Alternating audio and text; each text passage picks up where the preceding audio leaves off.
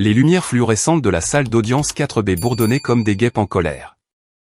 Je les avais fixées pendant 20 minutes, essayant de garder mon sang-froid pendant que l'avocat de ma femme faisait semblant de regarder mes vêtements. Il feuilleta ses papiers avec une lenteur exagérée. Ah, oui. Henderson S. Auto Repair, 1947 $ par mois avant impôt. Il laissa ce chiffre planer dans l'air comme une mauvaise odeur. Ma cliente, Jessica Dalton, gagne actuellement 14 500 $ par mois en tant que directrice marketing senior chez Prestige Communication. Leur fille, Emma, fréquente la Riverside Academy. Frais de scolarité annuels, 38 000 $. Le revenu annuel de Monsieur Dalton ne couvrirait même pas la moitié de cela. J'étais assis à la table de la défense dans ma chemise boutonnée bleue de Walmart, à 12,97 $ en liquidation, et je ne disais rien. Mon avocat, un jeune défenseur public nommé Miguel Santos, qui m'avait été assigné il y a 3 semaines, se tortillait inconfortablement sur son siège. Votre honneur, continua l'avocat de Jessica, nous ne demandons rien de déraisonnable. La garde principale à ma cliente, une visite supervisée pour Monsieur Dalton 2 fois par mois, et une pension alimentaire calculée au pourcentage standard de ses revenus. Il marqua une pause pour les faits. Ce qui, étant donné sa situation financière, serait d'environ 427 $ par mois. Quelqu'un dans la galerie ricana. Je ne me suis pas retourné pour regarder. Je savais que c'était la mère de Jessica, Diane, une femme qui avait passé les 9 dernières années à me rappeler que sa fille avait fait un mariage en dessous de ses moyens. Monsieur Dalton. Je levai les yeux. La juge Patricia Whitmore me regardait par-dessus ses lunettes de lecture. Cinquantaine, cheveux argentés tirés en un chignon serré, le genre de visage qui avait vu toutes les ruses du monde et n'était impressionné par aucune d'elles. Oui, votre honneur. Vous avez été très silencieux pendant ces procédures. Avez-vous quelque chose à dire en réponse à la caractérisation de votre situation financière par l'avocat de la partie adverse? Je jetai un coup d'œil à Miguel. Il me fit un petit signe de tête. Nous en avions discuté. Non, votre honneur, pas pour le moment. L'avocat de Jessica rit. Il rit réellement là, en pleine audience. Votre honneur, je pense que le silence de Monsieur Dalton en dit long. Il sait qu'il ne peut pas subvenir aux besoins de sa fille. Il sait. Monsieur Hartwell.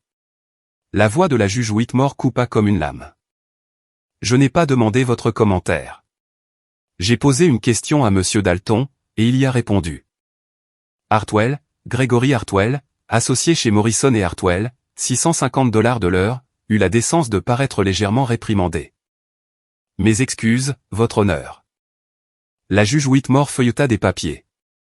Avant de procéder aux arguments finaux, je dois confirmer quelques détails pour le dossier. Elle me regarda à nouveau. Monsieur Dalton, veuillez indiquer votre nom légal complet. Je pris une inspiration. C'était le moment. Vincent Thomas Dalton. Le nom résonna dans la salle d'audience silencieuse. Le stylo de la juge Whitmore s'arrêta de bouger. Elle me regarda lentement, et je la regardai perdre ses couleurs comme de l'eau s'écoulant d'un évier.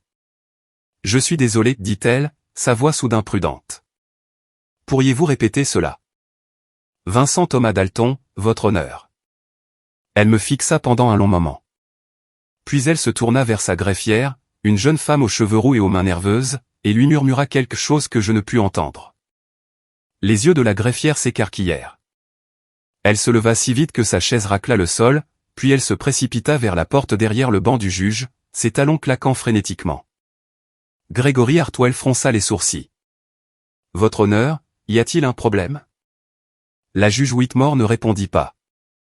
Elle me regardait toujours, mais son expression avait complètement changé. L'autorité froide avait disparu. À sa place, il y avait quelque chose que je n'avais pas vu diriger vers moi depuis très longtemps, la peur. Jessica se pencha vers son avocat, murmurant avec urgence. J'attrapais des fragments, que se passe-t-il? Et pourquoi a-t-elle réagi comme ça? La porte latérale s'ouvrit. 2 hommes entrèrent dans la salle d'audience. Ils portaient des costumes sombres et se déplaçaient avec l'efficacité habituelle des gens qui faisaient cela tous les jours. Des marshals fédéraux. Je reconnus les insignes sur leur ceinture. Ils marchèrent directement à la table du plaignant, vers Jessica. Jessica Marie Dalton, dit le premier marshal. Ma femme, bientôt mon ex-femme, les regarda avec confusion. Oui, qu'est-ce que c'est? Je suis en plein milieu d'une audience de garde. Le marshal sortit un document. Madame Dalton, vous êtes en état d'arrestation pour complot en vue de commettre une fraude, vol de fonds gouvernementaux et entrave à la justice. La salle d'audience éclata. Jessica cria. Elle cria réellement. Ce son primal de choc et de déni qui rebondit sur les murs lambrissés. Quoi? Non. C'est insensé. Je n'ai rien fait. Gregory Hartwell était debout. C'est scandaleux. Votre honneur, ma cliente est au milieu de procédures légales. Quoi que ce soit, cela peut attendre. Cela ne peut pas attendre, conseiller. Le second marshal se déplaçait déjà derrière Jessica, les menottes attrapant la lumière fluorescente. Ce mandat a été signé par un juge fédéral il y a 2 heures. Votre cliente a le droit de garder le silence. Tout ce qu'elle dira pourra et sera utilisé contre elle devant un tribunal. Vincent. Les yeux de Jessica rencontrèrent les miens à travers le chaos. Le mascara coulait déjà sur ses joues, son maquillage soigneusement appliqué se dissolvant sous le poids de sa panique. Vincent, qu'as-tu fait? Que as-tu fait? Je ne répondis pas. Je restais assis là dans ma chemise Walmart à $12,97 et regardais la femme qui avait passé les 18 derniers mois à me dire que j'étais sans valeur se faire traîner hors d'une salle d'audience menottée. Mon nom est Vincent Dalton. La plupart des gens m'appellent Vince. Il y a 3 ans, j'étais enquêteur principal pour le réseau de lutte contre la criminalité financière du département du Trésor, fin CEN. J'avais une habilitation de sécurité, un salaire à 6 chiffres et l'accès à des informations qui pouvaient faire tomber des sociétés et emprisonner des dirigeants. Puis j'ai tout abandonné, j'ai tout laissé tomber, je suis devenu mécanicien dans un petit atelier automobile dans la banlieue de Virginie.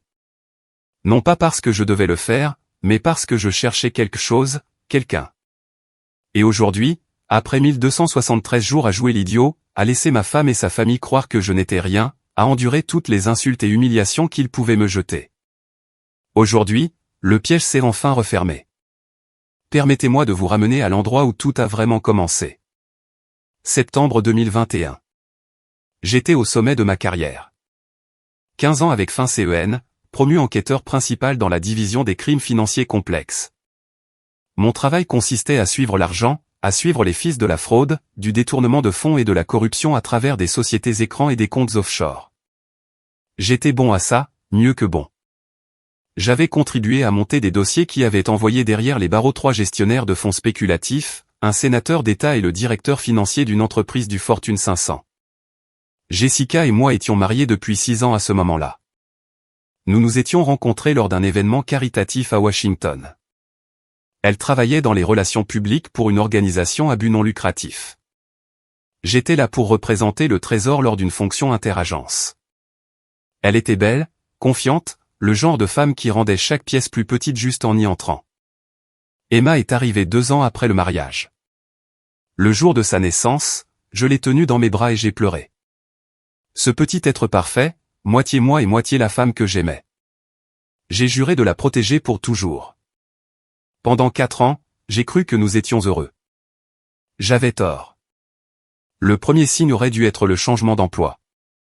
Jessica a quitté son poste à but non lucratif pour Prestige Communication, une petite agence de marketing qui payait presque le triple de son salaire précédent. Le PDG, un homme nommé Richard Crane, l'avait recruté personnellement. C'est une opportunité incroyable, me dit-elle au dîner. Richard pense que j'ai un potentiel de direction. Il veut me mentorer. J'étais heureux pour elle, fier même. Ma femme, l'étoile montante. Je n'ai pas remarqué les nuits tardives au début. Mes propres heures étaient imprévisibles. Les crimes financiers ne suivent pas un horaire de 9h à 5h. Quand Jessica a commencé à rentrer à 10h, 11h, parfois minuit, j'ai supposé qu'elle travaillait simplement dur. Je n'ai pas remarqué les nouveaux vêtements non plus. Pas vraiment.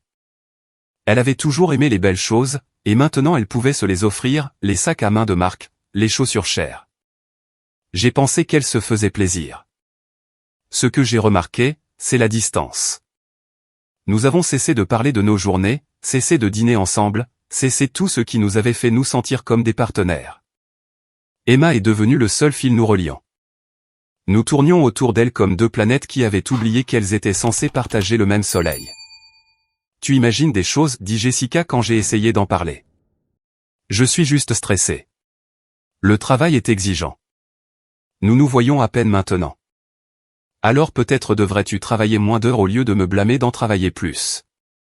Les disputes ont commencé après cela. Des petites au début, puis des plus grandes. Chaque conversation est devenue un champ de bataille. Chaque question que je posais était de la domination. Chaque préoccupation que j'exprimais était de la paranoïa. En octobre 2021, je suis rentré plus tôt d'une conférence à New York.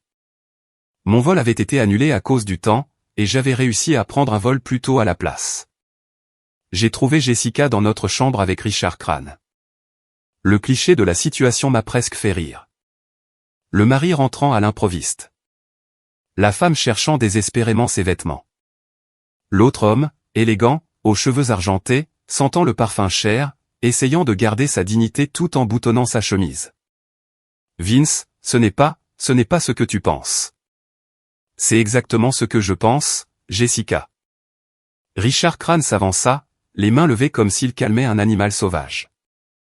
Vincent, prenons tous une grande inspiration ici. Ces choses arrivent. Les adultes peuvent en discuter rationnellement. Je le regardais, vraiment. Je faisais ce travail depuis 15 ans. Je savais lire les gens, leurs micro-expressions, leurs tics, les minuscules mouvements qui révélaient ce qu'ils pensaient vraiment. Et à ce moment-là, en regardant Richard Crane, j'ai vu quelque chose qui allait au-delà de la simple adultère, de l'arrogance, la certitude absolue qu'il était intouchable. Sortez de ma maison, dis-je calmement. Maintenant, Vincent. Sortez de ma maison avant que je ne vous jette dehors. Il partit. Jessica le suivit jusqu'à la porte, murmurant quelque chose que je ne pouvais pas entendre. Quand elle revint, son expression avait changé. La culpabilité était toujours là, mais en dessous, il y avait quelque chose de plus dur, de plus calculé. Je veux divorcer, dit-elle. Très bien. Elle cligna des yeux. Elle s'attendait à ce que je me batte, que je la supplie, que je lui donne un avantage. Très bien, c'est tout ce que tu as à dire?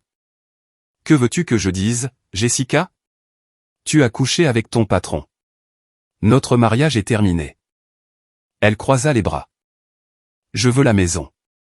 Je veux la garde principale d'Emma. Et je veux que tu comprennes que Richard a de très bons avocats. J'en suis sûr. Tu ne vas pas te battre avec moi à ce sujet? J'ai pensé à Emma, à la vie que nous avions construite, à toutes les heures que j'avais passées loin de chez moi à courir après les criminels, pensant que je faisais une différence. Et j'ai pensé au visage de Richard Crane. Cette confiance absolue. Quelque chose a fait-il dans mon cerveau d'enquêteur. Un schéma que j'avais déjà vu dans des dizaines de cas. Non, dis-je lentement. Je ne vais pas me battre avec toi. Pas encore, en tout cas. Cette nuit-là, après que Jessica soit allée loger chez une amie, presque certainement aux pantoufles de Richard, je me suis assis dans mon bureau à domicile et j'ai commencé à fouiller. Prestige Communication m'avait toujours semblé étrange, une petite entreprise de marketing qui obtenait d'une manière ou d'une autre des contrats avec de grandes sociétés et des agences gouvernementales. Un PDG qui vivait comme un milliardaire malgré le fait qu'il dirigeait une entreprise avec seulement 40 employés. Une liste de clients qui incluait des entrepreneurs de la défense, des sociétés pharmaceutiques et 3 agences fédérales différentes. Il m'a fallu 2 heures pour trouver la première irrégularité. Il m'a fallu 2 semaines pour comprendre l'ampleur de ce que je regardais. Richard Crane ne gérait pas seulement une entreprise de marketing. Il dirigeait une opération de blanchiment d'argent. Et ma femme était en plein milieu. J'aurais dû le signaler immédiatement. C'est ce que le protocole exigeait. J'étais un enquêteur fédéral qui avait découvert des crimes financiers potentiels. La procédure correcte était de tout documenter, de le remettre à mes supérieurs et de laisser le système suivre son cours. Mais il y avait un problème. Richard Crane avait des connexions sérieuses. Sa liste de clients incluait des personnes ayant le pouvoir de faire disparaître des enquêtes, de transférer des agents gênants, d'enterrer des preuves, de s'assurer que certains noms n'apparaissent jamais dans certains rapports. Je l'avais déjà vu auparavant. De bons dossiers, des preuves solides, des témoins prêts à témoigner, tout cela s'évaporant parce que quelqu'un avait passé un coup de fil à quelqu'un d'autre qui lui devait une faveur. Si je signalais par les voies normales, il y avait une très forte probabilité que Richard le découvre. Et si Richard le découvrait, les preuves disparaîtraient. Pire encore, ma fille vivait dans une maison avec un homme dirigeant une entreprise criminelle. Si j'agissais trop vite, si je l'effrayais, Emma pourrait être prise entre deux feux. Alors, j'ai pris une décision qui me coûterait tout et finirait par me tout rendre. Je suis allé voir la seule personne en qui j'avais une confiance absolue, Harold Chen, mon mentor à fin CEN, 63 ans, à 3 ans de la retraite, et l'homme le plus incorruptible que j'ai jamais connu. Nous nous sommes rencontrés dans un restaurant à Arlington, le genre d'endroit où personne ne regardait à 2 fois 2 hommes en costume ayant une conversation tranquille. Tu en es sûr, a demandé Harold après que j'ai tout exposé. J'ai retracé 47 millions de dollars via Prestige Communication au cours des 18 derniers mois seulement, sociétés écrans au Delaware, comptes offshore aux Caïmans, faux honoraires de conseil à des entités qui n'existent pas.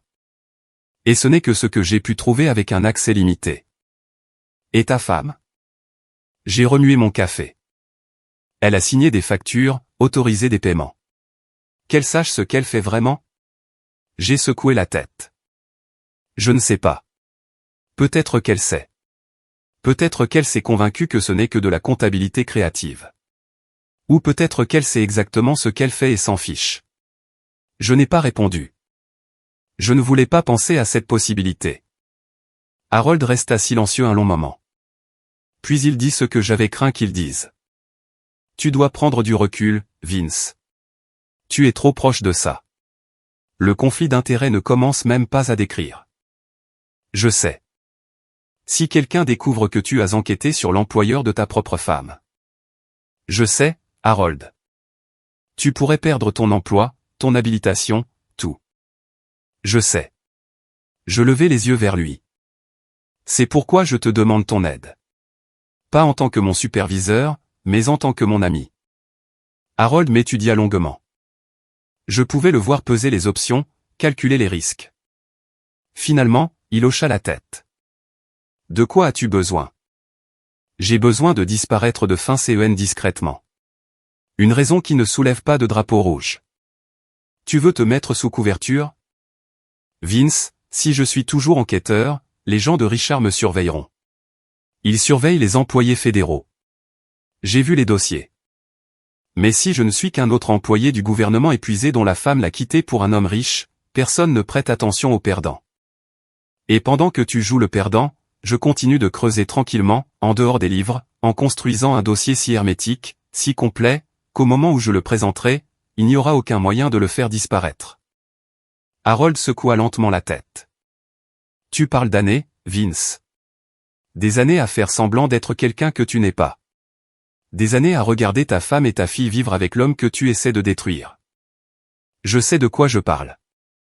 Et si Jessica obtient la garde complète, si tu perds tout accès à Emma? Ma mâchoire se serra. Alors je perds l'accès temporairement. Mais quand ce sera fini, quand Richard Crane sera en prison et que Jessica fera face à des accusations, je la récupérerai pour de bon. Tu risques tout là-dessus. Non, dis-je. Je mise tout sur la vérité.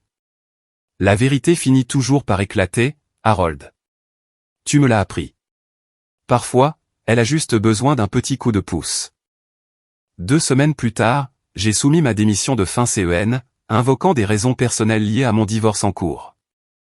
3 mois après cela, je travaillais chez Henderson Auto Repair, gagnant $17 de l'heure, vivant dans un appartement d'une chambre qui sentait le moisi. L'enquête avait commencé.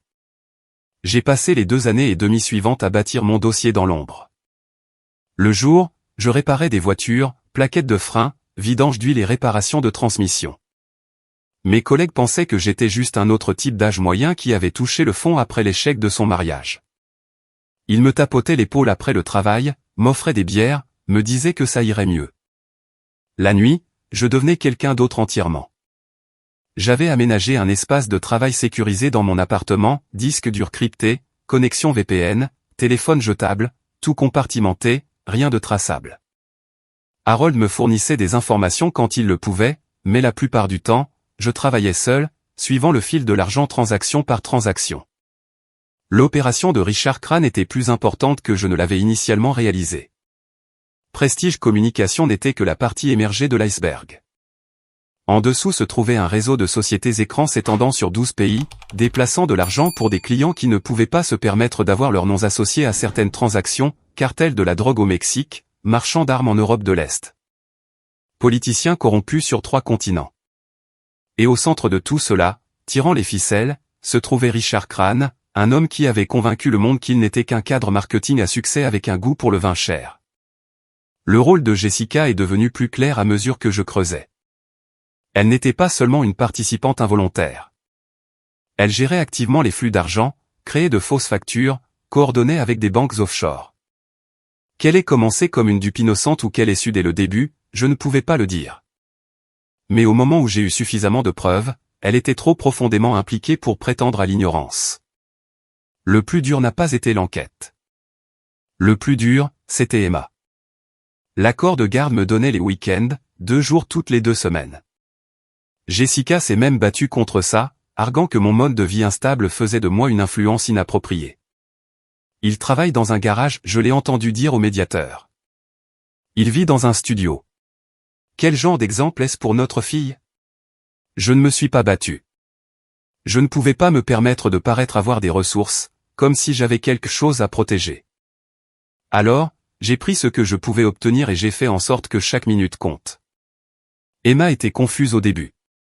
Elle ne comprenait pas pourquoi papa avait quitté son travail important, pourquoi il vivait maintenant dans un petit appartement, pourquoi il ne pouvait pas lui acheter les choses que maman et Richard pouvaient.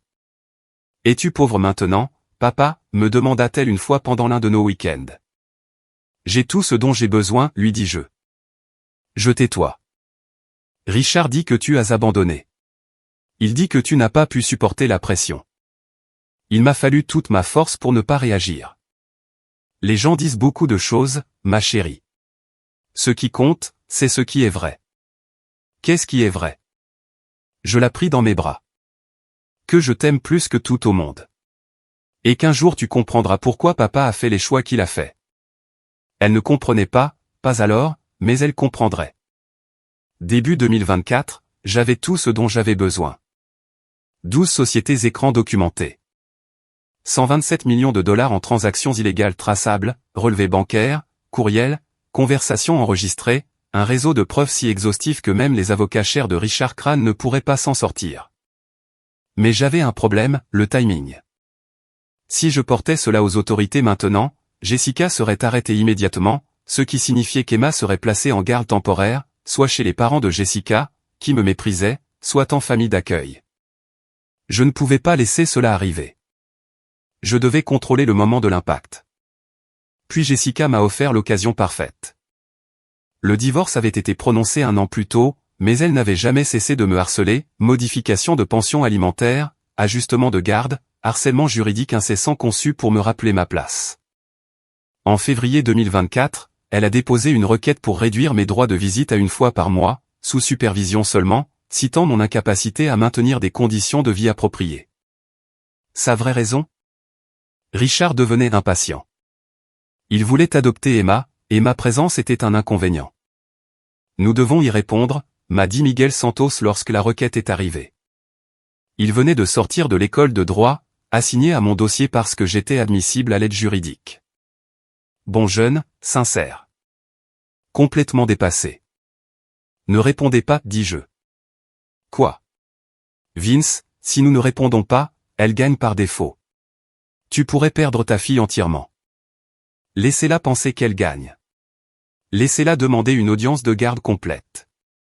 Pourquoi voudriez-vous cela? Je le regardais. Parce que j'ai besoin d'elle dans une salle d'audience à une date précise devant un juge précis. Miguel me fixa. Qu'est-ce que vous ne me dites pas? Beaucoup de choses. Mais j'ai besoin que vous me fassiez confiance. Vous faire confiance? Vince, je suis votre avocat. Vous êtes censé tout me dire. Pas cette fois. Je posai une main sur son épaule. Quand ce sera fini, je vous expliquerai. Mais pour l'instant, j'ai besoin que vous fassiez exactement ce que je dis. Laissez-la avoir son audience. Laissez-la penser qu'elle a gagné. Et quand nous entrerons dans cette salle d'audience, ne dites pas un mot à moins que je ne vous le dise. C'est insensé. Probablement. Vous le ferez? Miguel me regarda longuement. Quoi qu'il ait vu sur mon visage a dû le convaincre, car il a finalement hoché la tête. D'accord. Mais si ça vous explose à la figure, je dirais, je vous l'avais dit et point. C'est juste. L'audience était prévue pour le 17 juin. J'avais 4 mois pour mettre les dernières pièces en place. La première pièce était Harold Chen. Il avait pris sa retraite de fin CEN 6 mois plus tôt, mais ses contacts restaient intacts. Plus important encore, il avait des relations avec des personnes au FBI et au DOJ qui pouvaient être fiables, des personnes qui ne préviendraient pas Richard Crane. « C'est prêt ?» demanda Harold. Quand je l'ai rencontré à notre restaurant habituel, j'ai glissé un disque dur sur la table. Tout. 3 ans d'enquête. Chaque transaction, chaque société écran, chaque nom. Harold prit le disque, le retournant dans ses mains. Tu sais, une fois que je l'aurai remis, il n'y aura pas de retour en arrière. Ils agiront vite. Je sais. Jessica pourrait faire beaucoup de prison, des années. Je le sais aussi. Et tu es d'accord avec ça? C'est la mère d'Emma. J'ai pensé à ma fille, à la vie qu'elle avait vécue, entourée de luxe, achetée avec de l'argent sale, élevée par une femme qui avait choisi la richesse plutôt que l'intégrité. Emma mérite de connaître la vérité, dis-je. À propos de sa mère, à propos de Richard, à propos de tout cela. Elle mérite la chance de grandir sans mensonge. Harold hocha lentement la tête. Quand veux-tu qu'ils agissent? Le 17 juin. Il y a une audience de garde prévue. Je veux que Jessica soit signifiée dans la salle d'audience. C'est théâtral. C'est la justice. Harold sourit, une expression rare chez lui. Tu as toujours eu un certain penchant pour le spectaculaire. La deuxième pièce était la juge Patricia Whitmore. J'avais recherché tous les juges des affaires familiales du district. La plupart d'entre eux étaient compromis d'une manière ou d'une autre, contribution aux campagnes électorales de cabinets d'avocats, liens sociaux avec de riches donateurs. Mais Whitmore était différente. Son frère avait été tué par un conducteur ivre 20 ans auparavant. Le conducteur était un gestionnaire de fonds spéculatifs qui avait embauché des avocats coûteux et s'en était tiré avec une probation. Whitmore avait dédié sa carrière à garantir que l'argent ne puisse pas acheter la justice dans sa salle d'audience. Plus important encore, elle avait été procureure fédérale avant de devenir juge. Elle reconnaîtrait la signification de mon nom dès que je le prononcerais. La troisième pièce était le timing. Le FBI a accepté d'exécuter le mandat d'arrêt à exactement 10h45 le 17 juin, 15 minutes après le début de l'audience. Assez longtemps pour que Jessica et son avocat établissent leur arrogance au dossier. Assez court pour qu'il n'ait pas le temps de sentir le piège se refermer. Tout était en place. Tout ce que j'avais à faire était d'entrer dans cette salle d'audience dans ma chemise Walmart et de les laisser me sous-estimer une dernière fois. Le matin du 17 juin, je me suis levé à 5 heures du matin. De toute façon, je ne pouvais pas dormir. Je me suis douché, rasé et j'ai mis les vêtements les moins chers que je possédais, la chemise bleue boutonnée de Walmart, un pantalon kaki acheté chez Goodwill, des chaussures éraflées qui avaient connu des jours meilleurs. Je me suis regardé dans le miroir. Pendant 3 ans, j'avais joué ce rôle, l'homme brisé, l'échec, l'ex-mari qui ne pouvait pas rivaliser avec le petit ami milliardaire de sa femme. Aujourd'hui, la performance prendrait fin. Mon téléphone vibra. Un message de Harold. Actif en position. Feu vert confirmé. Bonne chance. Je pris une profonde inspiration et sortis. Il était temps de reprendre ma fille. Le chaos dans la salle d'audience 4B dura environ 7 minutes. Jessica hurla tout le temps qu'il la menottait. Elle me hurla dessus, hurla sur les marshals, hurla à Gregory Hartwell de faire quelque chose. Hartwell essaya, objectant, exigeant des explications, menaçant de procès, mais les mandats fédéraux ne se soucient pas des heures facturables. Quand ils la traînèrent finalement dehors, la salle d'audience tomba dans le silence. La juge Whitmore retira ses lunettes et me regarda. Monsieur Dalton, ou devrais-je dire, ancien enquêteur spécial Dalton. Vince, c'est bien, votre honneur. Elle m'étudia longuement. J'ai examiné le résumé d'affidavit que le FBI a fourni ce matin. Je dois dire qu'en 23 ans sur le banc, je n'ai jamais rien vu de tel. Je m'excuse pour la perturbation de votre salle d'audience. Non. Un soupçon de quelque chose, de l'admiration peut-être, apparut sur son visage. L'avocat de votre ex-femme a passé la dernière heure à me dire que vous étiez un père inapte parce que vous travaillez dans un atelier de réparation automobile. Pendant ce temps, vous avez mené une enquête sous couverture de 3 ans qui vient de faire tomber l'une des plus grandes opérations de blanchiment d'argent de la côte est. Hartwell, toujours debout à la table du demandeur, était devenu pâle. Votre honneur, je n'avais aucune connaissance de mes clients. Gardez-le, conseiller. Vous allez avoir de plus gros problèmes que cette affaire de garde une fois que le FBI commencera à examiner la représentation légale de Prestige Communication. Hartwell s'assit lourdement. La juge Whitmore se tourna vers moi. Étant donné les circonstances, je suspends toutes les dispositions de garde en attendant un examen complet. Cependant, sur la base des preuves présentées aujourd'hui et de l'inaptitude évidente de la situation de vie actuelle de la mère, je vous accorde la garde temporaire d'urgence de votre fille, avec effet immédiat. Je fermai les yeux. 3 ans, 1273 jours à jouer le fou. Et maintenant, enfin, Emma rentrait à la maison. Monsieur Dalton. J'ouvris les yeux. Oui, votre honneur. Récupérez votre fille. Et la prochaine fois que vous serez dans ma salle d'audience. Elle sourit presque. Portez ce que vous voulez. L'école n'était qu'à 15 minutes. Je conduisis en silence, mes mains fermes sur le volant. L'adrénaline s'estompait, remplacée par quelque chose de plus calme, pas un triomphe. Ce n'était pas une victoire. C'était comme enfin déposer un poids que j'avais porté si longtemps que j'avais oublié ce que c'était que de se tenir droit. Riverside Academy était tout ce que Jessica avait voulu pour Emma. Des bâtiments en pierre, des pelouses impeccables, des élèves en uniforme impeccable marchant entre les cours, un monument à 38 000 $ par an à la croyance que l'argent pouvait offrir un meilleur avenir à vos enfants. Je me suis garé sur le parking visiteur, ma Honda Civic de 12 ans ayant l'air distinctement déplacée parmi les BMW et les Range Rover, et j'ai marché jusqu'au bureau administratif. Je suis ici pour chercher Emma Dalton, dis-je à la réceptionniste. J'ai une ordonnance du tribunal pour une garde d'urgence. 20 minutes plus tard, après des appels téléphoniques au tribunal et la vérification des documents, Emma apparut dans l'embrasure de la salle d'attente. Elle avait l'air confuse, effrayée. Elle portait son uniforme scolaire, jupe écossaise, chemisier blanc, l'écusson de la Riverside Academy brodé sur sa veste.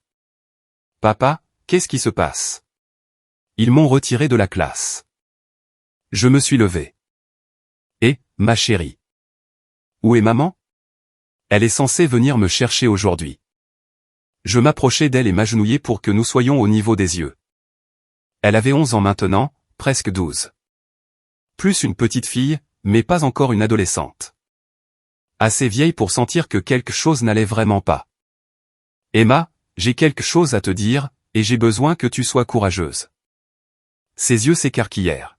« Maman va bien ? Elle est blessée ? » Elle n'est pas blessée, mais elle a des problèmes. Des problèmes juridiques. Elle a fait des choses qui n'allaient pas, et maintenant elle doit en répondre. Quel genre de choses ? Je pris ses mains dans les miennes. Tu te souviens quand tu m'as demandé pourquoi j'avais arrêté mon ancien travail ? Pourquoi j'avais commencé à réparer des voitures à la place ? Elle hocha lentement la tête. J'ai arrêté parce que j'ai découvert que certaines personnes, des gens proches de nous, faisaient de mauvaises choses, blessaient des gens, enfreignaient la loi. Je fis une pause. Ta mère les aidait, Emma. Je ne sais pas si elle a compris à quel point c'était grave au début, mais elle en faisait partie. Le visage d'Emma se froissa. Non, non, maman ne le ferait pas. Ce n'est pas une criminelle. C'est ma maman. Je sais, et elle t'aime toujours. Ça n'a pas changé. Alors pourquoi ? Les larmes coulaient maintenant sur ses joues. Pourquoi as-tu dû la dénoncer ? Pourquoi n'as-tu pas pu laisser tomber ? Je la pris dans mes bras. Elle a résisté au début, son corps raide de colère et de confusion. Mais ensuite, elle s'est effondrée contre moi, sanglotant. Parce que la vérité compte, ma chérie, même quand ça fait mal, même quand il est plus facile de détourner le regard. Je lui caressai les cheveux. Ta mère a fait des choix, de mauvais choix, et ces choix ont des conséquences. Mais cela ne veut pas dire que tu as fait quelque chose de mal. Cela ne veut pas dire que quelqu'un a cessé de t'aimer. Je veux la voir. Tu la verras. Je te le promets. Mais pour l'instant, tu rentres à la maison avec moi. Elle recula et me regarda. Ses yeux étaient rouges, son visage marbré de larmes. Ton appartement est trop petit. Malgré tout, j'ai presque ri. Oui, il l'est. Nous trouverons quelque chose. Je ne veux pas quitter mon école. Nous en parlerons aussi. Je ne veux rien de tout ça. Je sais, bébé. Moi non plus. Je me levai et pris sa main. Elle ne la retira pas. Papa? Oui. As-tu vraiment travaillé dans un garage tout ce temps juste pour attraper maman?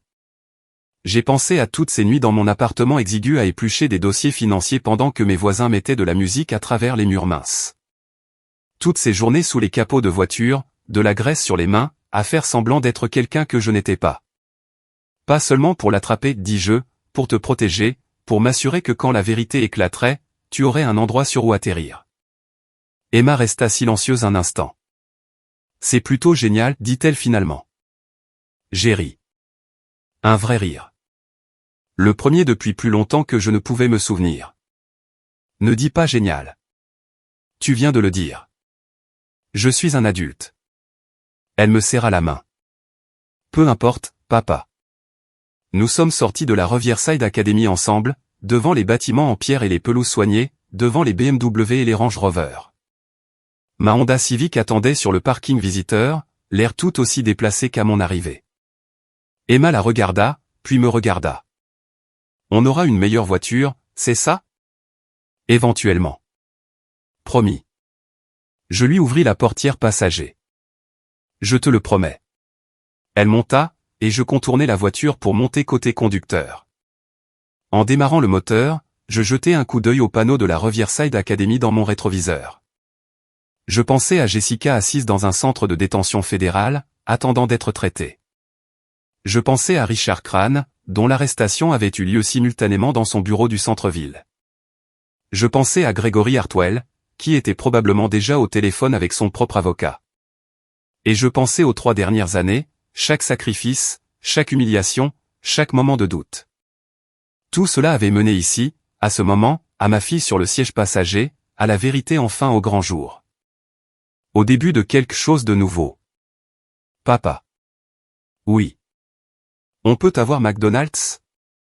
J'ai faim. J'ai souri. Oui, ma chérie. Nous pouvons avoir McDonald's. Les procès ont duré 18 mois. Richard Crane est passé en premier. Les preuves étaient accablantes, 127 millions de dollars de transactions illégales documentées, des témoignages de témoins coopératifs, une piste écrite que même son équipe d'avocats de la défense n'a pas pu expliquer. Il a été reconnu coupable de 34 chefs d'accusation de blanchiment d'argent, de fraude électronique et de complot. Le juge l'a condamné à 23 ans de prison fédérale. J'étais dans la galerie lorsque le verdict est tombé. Richard m'a regardé alors qu'il l'emmenait menotter. Il n'y avait plus d'arrogance sur son visage, juste l'expression vide d'un homme à court de coups. Je n'ai rien dit. Je n'en avais pas besoin. Le procès de Jessica fut plus difficile à regarder. Les procureurs lui ont proposé un accord, témoigner contre Richard et plaider coupable à des accusations réduites. Elle a d'abord refusé, convaincue que les avocats de Richard les tireraient d'affaire tous les deux, que ses relations les sauveraient. Ils ne l'ont pas fait. Quand elle a finalement accepté l'accord de plaidoyer, il était trop tard pour les meilleures conditions. Elle a été reconnue coupable de complot en vue de commettre une fraude, de vol de fonds gouvernementaux et d'entrave à la justice. Le juge lui a donné 7 ans. Emma a pleuré quand je le lui ai dit. Non pas les larmes de colère du premier jour à la Riverside Academy, mais quelque chose de plus calme, de plus triste. Les larmes d'une enfant qui comprenait enfin que sa mère n'était pas celle qu'elle avait fait semblant d'être. Puis-je lui rendre visite? Bien sûr. Aussi souvent que tu veux. Elle me haïra de vivre avec toi. Je la serrai contre moi. J'ai l'impression que si. Je sais. Mais les sentiments ne sont pas toujours vrais.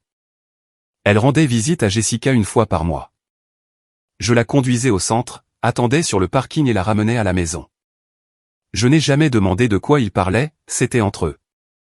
Lentement, douloureusement, nous avons reconstruit nos vies. J'ai quitté Henderson S Auto Repair. Frank Henderson a même pleuré quand je lui ai dit que je partais.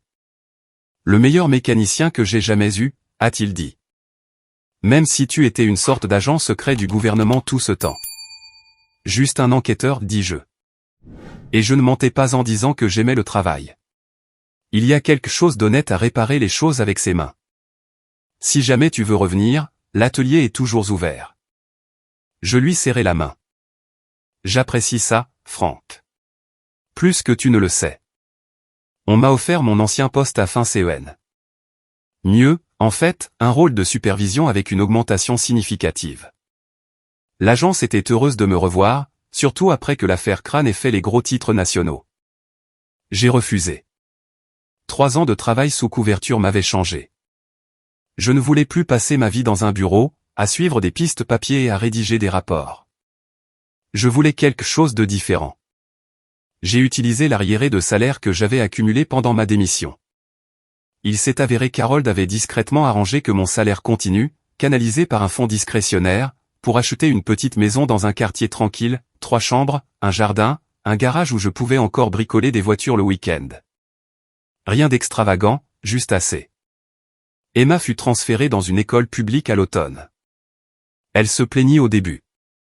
Riverside Academy était tout ce qu'elle avait connu. Mais en un mois, elle s'était fait des amis, avait rejoint l'équipe de soccer et commençait à parler de la façon dont tout était réel. Réel, lui demandai-je un soir au dîner. À Riverside, tout le monde faisait semblant tout le temps.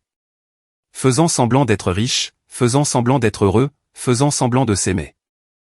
Elle haussa les épaules. Ici, les gens sont juste des gens. Est-ce mieux? J'ai commencé à consulter pour des organismes d'application de la loi, FBI, DOJ, occasionnellement le Trésor. Enquête sur les crimes financiers, programme de formation pour les nouveaux agents, témoignages d'experts dans les grandes affaires.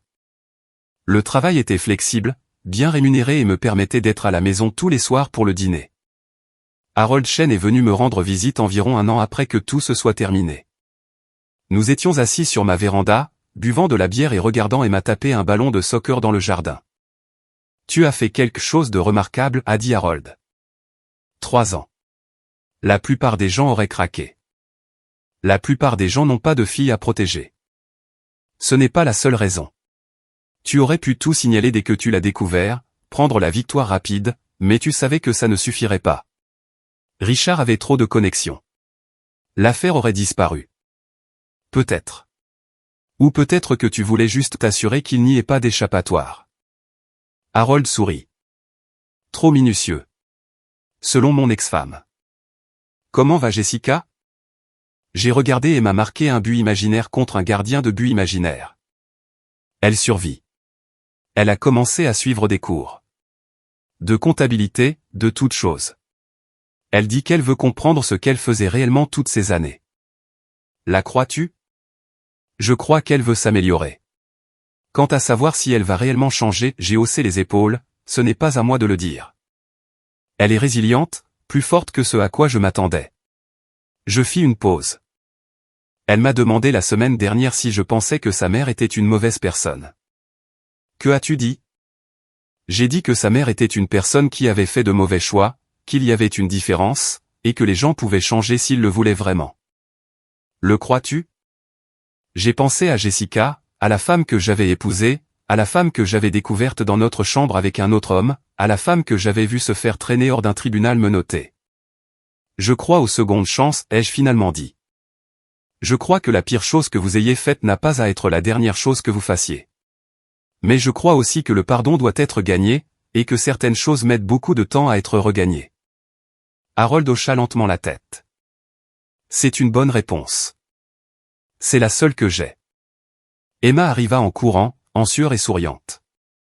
Papa, tu as vu ce but? Je l'ai vu. Courbe là comme Beckham. Qui est Beckham? J'ai regardé Harold. Je suis officiellement vieux. Rejoins le club. Plus tard cette nuit-là, après le départ de Harold et qu'Emma soit endormie, je me suis assis seul dans mon salon. La maison était silencieuse, le genre de silence que j'avais l'habitude de redouter dans mon studio, mais qui me semblait maintenant paisible. Sur la table basse se trouvait une photographie encadrée, la seule que j'avais gardée de mon ancienne vie. Emma, à 3 ans, riant de quelque chose hors champ, tout son visage illuminé de joie. Cette petite fille n'avait aucune idée de ce qui allait arriver.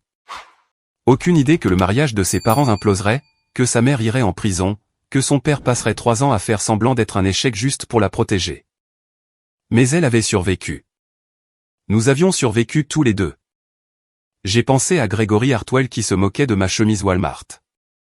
J'ai pensé au visage de la juge Whitmore quand elle a entendu mon nom.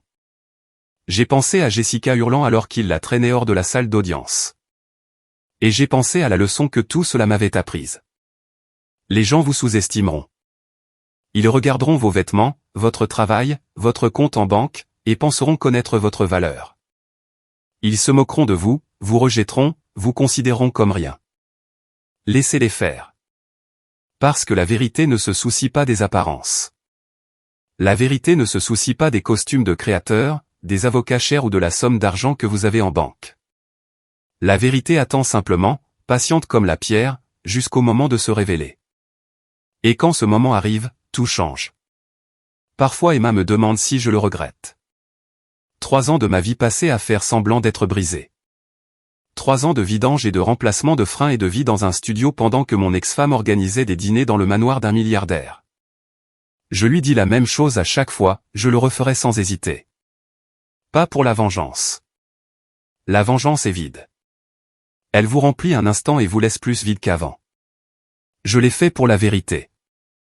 Je l'ai fait parce que certaines choses sont plus importantes que le confort, plus importantes que la fierté, plus importantes que ce que les autres pensent de vous. Je l'ai fait parce que ma fille méritait de grandir en sachant que son père ne cesserait jamais de se battre pour elle, peu importe le coût, peu importe le temps que cela prendrait. Alors, voici ma question pour vous, que sacrifieriez-vous pour protéger les personnes que vous aimez? Jusqu'où iriez-vous pour que la vérité éclate?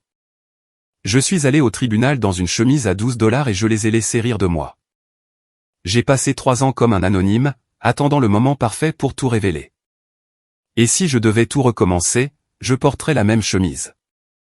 Dites-moi ce que vous en pensez dans les commentaires. Je les lis tous. Et si vous connaissez quelqu'un qui a été sous-estimé, qui a été mis de côté, à qui on a dit qu'il n'était pas assez, partagez cela avec lui. Parfois, les gens qui semblent n'avoir rien sont ceux qui détiennent toutes les cartes.